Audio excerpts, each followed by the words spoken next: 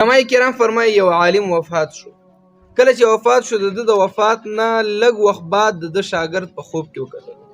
په خوب کې ورته د استاد راغی.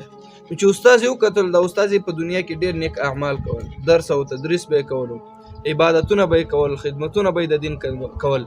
خو چې کله د شاګرد په خوب کې د خپل استاد وکتلو، د استاد ډېر په بد حال کې و. د حشر میدان یو ډېره زیاته تنده پې غالب و، یو خوا بل خوا منډې وهي او په عذاب کې گرفتار وي. دا شاګرد ورته چې استاد محترم، تا خو په دنیا کې ډېر نیک اعمال کړي دي، ډېر عبادتونه دې کړي دي، ډېر د دین خدمت دې کړی دی، آیا یو هم هغه د الله تعالی په دربار کې نه دی قبول چې ته دومره په عذاب کې؟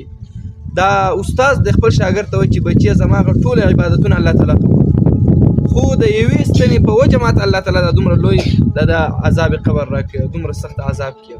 هغه ورته د یوې ستنې په وجه څنګه یا استاد؟ هغه ورته زما د مرګ نه یو څو ورځې وړاندې ما د خپلو همسایګانو نه یو ستن راواخیستل او په هغې مې جامې ګنډلې. دا ستن مې چې راواخیستل، هغه خپلې جامې مې پرې وګنډلې، په المارۍ کې مې کېښودله، د هغې نه بعد زه وفات شوم. او زما اراده دا وه چې زه یې واپس ورکوم، خو چې کله زه وفات شوم هغه ستنه تر اوسه پورې چا نه ده ورکړې، هلته په المارۍ کې ایښې. د هغې ستنې په وجه الله جل جلاله راته ویلي چې تا د همسایه حق خوړلی دی او تا د هغې په وجه به تا ته عذاب درکړي. اګر که هر څومره ډېر عبادتونه دې کړي، څومره ډېر ذکرونه دې کړي، څومره ډېر خدمت دې دین کړی، خو تا د همسایه حق خوړلی دی، تا په دغه یو ستنه په وجه به تا ته عذاب درکول کېږي. بس دې شاګرد ته شاګرد داسې کار وکړه چې څنګه سهار شي دستي لاړ شه او زموږ کور ته هغه دروازه ټک ټک کوه، ورته چې هغه ستنه راکړئ چې همسایګانو ته خپل حق واپس ورکړي او ما ته بښنه وکړي. نو دا شاګرد چې کله سهار شو، په منډه منډه د استاد کور ته راغی. د استاد کور ته راغی او هغه دروازه ورته ټک ټک کړه چې تاسو وګورئ په پلانې المارۍ کې هغه ستن شته که نه؟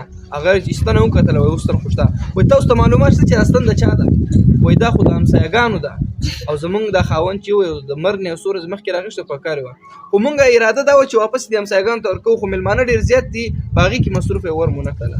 نو شاګرد ویل دا ستن ما ته راکړئ، زه به یې واپس ورکړم د همسایګانو کره او بښنه به ترې نه مو غواړم چې د هغه تاخیر پکې راغی او ډېر وخت بعد مو تاسو ته ستنه درکړه، د دې موږ ته بښنه. نو دا شاګرد یې د ستنه واخیستله او د همسایګانو کره ورغی، هغه ستن یې ورته واپس ورکړه. هغه همسایه ته وایي چې ما بېګه خپل استاد په خوب کې کتلی دی، هغه ډېر زیات نیک انسان، په دنیا کې ډېر عبادتونه کړي، خو د دغه یوې ستنې په وجه باندې هغه ته عذاب قبر میلاو دی او ډېر سخت په تکلیفونو کې و او تا هغه ته بښنه وکړه. نو هغه همسایه چې هغه هم ډېر نیک انسان، هغه هم په ژړا شو او د سترګو نه یې اوښکې لاړې. وایي چې ما ورته بښنه کړې ده، الله تعالی دې ورته بښنه وکړي. او الله تعالی په دومره معمولي څیز باندې دا یو انسان راګیر کړی دی، د یو مسلمان حق دی. بیا چې کله دا ستنه یې ورته وکړله، هغه ورته بښنه وکړه، دا شاګرد خپل کور ته راغی، چې شپې ویده شو بیا خوب ګوري، دا خپل استاد ورته په خوب کې راغی او ډېر ښایسته په باغونو کې ناست دی او چمنونه دي، اوبه دي او قسمه قسم میوې دي، ډېر په خوشحالیو کې ناست دی او چارچاپېره ته غلامان تاویږي. دا استاد ته وایي چې استاده ستا خو حالت بدل دی، پرون ډېر په سخت تکلیفونو کې وې او ډېره لږ او تنده وه در باندې، نن ډېر زیات خوشحاله یې، دا څنګه حساب دی؟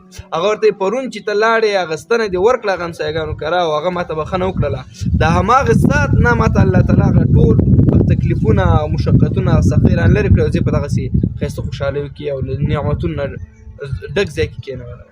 عزتمندو موږ ته به استادانو دا کیسه کله ناکله کوله، ویل به یې چې ګورې پام کوئ شاګردان چې د همسایه حق، د ملګري، د خپل خپلوانو، بالخصوص د مسلمان حقونه همیشه یوه ستنه وه دومره لوی عبادتګزاره چې منځونه به یې کول، تلاوتونه، د هغې یو تم الله تعالی لحاظ ونه کړو چې دا د مسلمان حق خوړلی دی. او نن سبا موږ ته راشي چې وګورو که نه چې پیسې دي او خېټه پرې ور اچوو، نه ګورو چې دا خپل مال دی او که پردی مال دی.